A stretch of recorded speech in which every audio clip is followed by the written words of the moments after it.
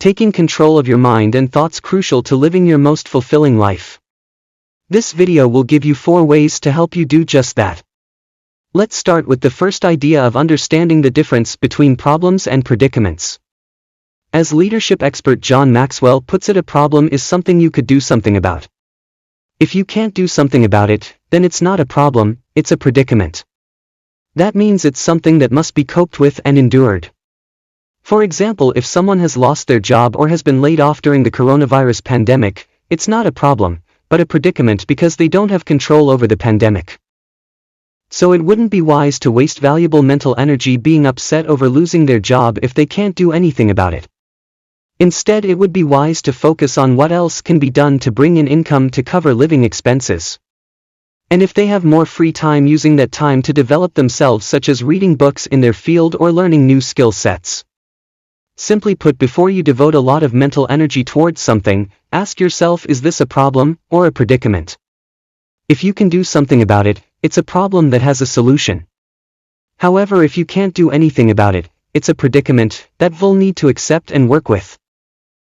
The next thing is knowing the difference between rumination and reflection. Rumination is simply repetitively going over a thought or problem without completion.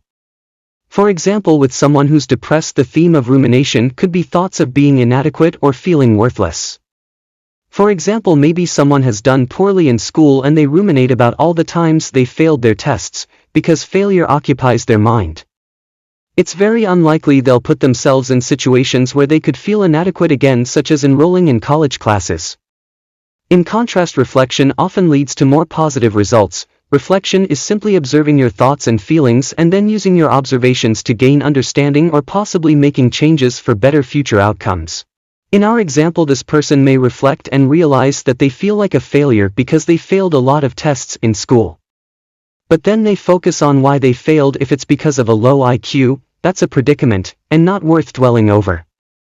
It would be wiser to focus on other factors that can be changed, such as a lack of studying or not having a tutor. Another positive result of reflection could be simply letting go of the belief that failing in school makes you a failure as a person.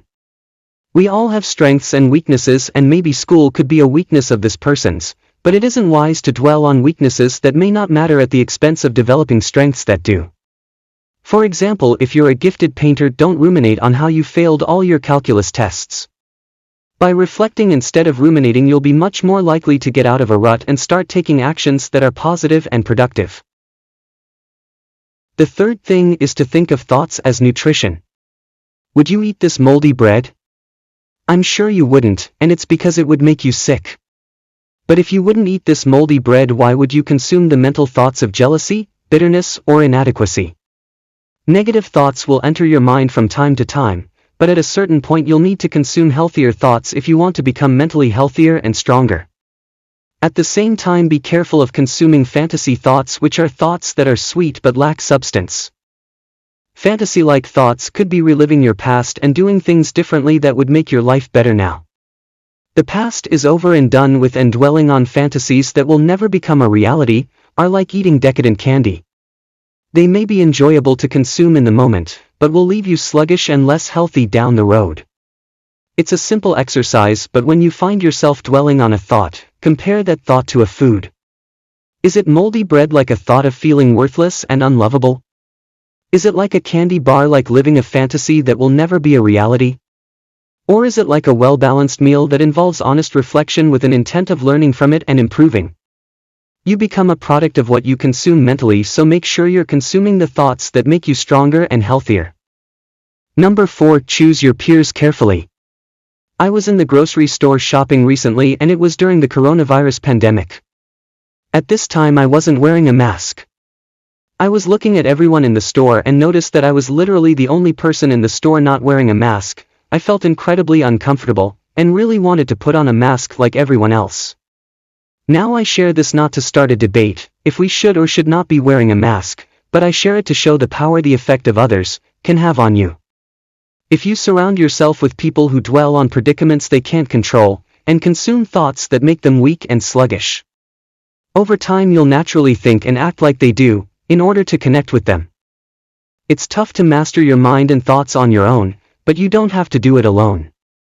Make an effort to surround yourself with people who will make you want to think and act in ways that lead you to growth and development.